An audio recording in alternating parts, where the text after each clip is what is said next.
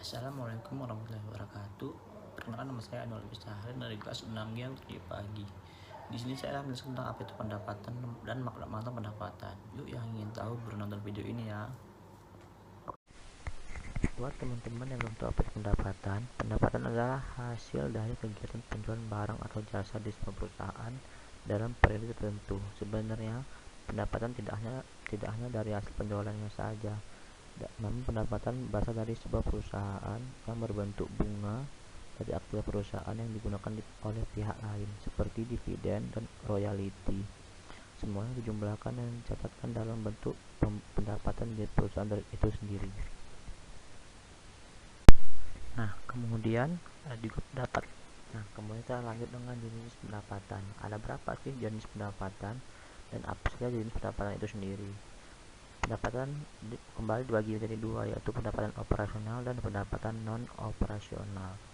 Pendapatan operasional merupakan hasil yang didapat langsung dari kegiatan operasional suatu perusahaan. Kemudian pendapatan operasional kembali menjadi dua golongan, yaitu pendapatan bersih dan pendapatan kotor. Pendapatan kotor merupakan pendapatan dari nilai asli dan faktur penjualan sebelum dikurangi faktur return barang dan potongan penjualan.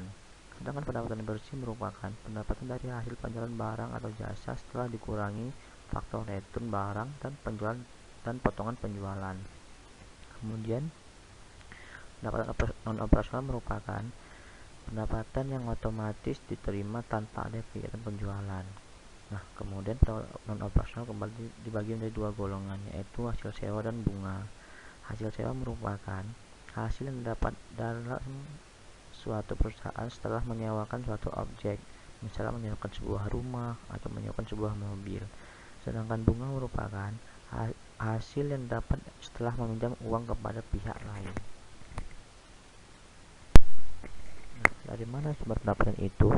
Menurut Bapak Suparmoko dalam Arta nomor 15 ada 3 sumber pendapatan. Yang pertama dari gaji atau upah, kemudian dari usaha sendiri, dan yang ketiga dari pendapatan lain. Pendapatan lain yaitu pendapatan yang dapat dari luar gaji dan dari luar usaha itu sendiri. Selanjutnya, apakah ada konsep pendapatan? Ada berapa konsep pendapatan itu dan apa saja sih isi pendapatan dari konsep pendapatan? Nah, konsep pendapatan itu ada dua, yaitu inflow on net asset dan outflow of good service. Inflow of net asset merupakan konsep pendapatan yang berfokus kepada inflow yang merupakan arus masuk kas pendapatan perusahaan. Konsep ini akan mempengaruhi pendapatan aset dan berkurangnya hutang perusahaan. Sedangkan outflow of good service yaitu sebaliknya.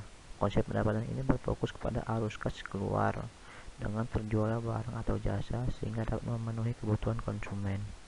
Konsep ini juga bisa berguna untuk meningkatkan loyalitas konsumen terhadap perusahaan itu sendiri. Selanjutnya kita akan mencoba mengerjakan sebuah soal. Di soal diketahui data pendapatan sebagai berikut dalam miliaran rupiah. Yang pertama ada sewa tanah sebesar 60 juta rupiah. Kemudian ada upah sebesar 350 juta rupiah dan bunga modal sebesar 550 juta rupiah. Dan yang terakhir ada laba usaha sebesar 30 juta rupiah. Pertanyaannya, hitunglah pendapatan nasional menurut pendekatan pendapatan. Cara menjawabnya yaitu dengan menggunakan rumus sebagai berikut. Y sama dengan, contoh soal yang kedua yaitu negara Yunani akan menghitung besaran pendapatan nasional dengan memakai pendekatan pengeluaran.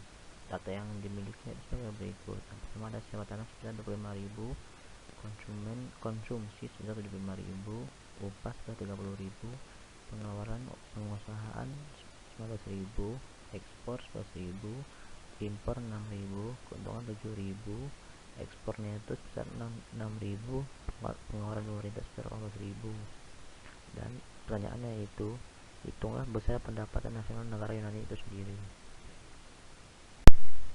Nah, cara jawabnya yaitu pendapatan nasional dapat bisa dihitung dengan menambahkan konsumsi, pengeluaran pengusahaan atau investasi, pengeluaran pemerintah, dan ekspor neto dikurangi satu-satu.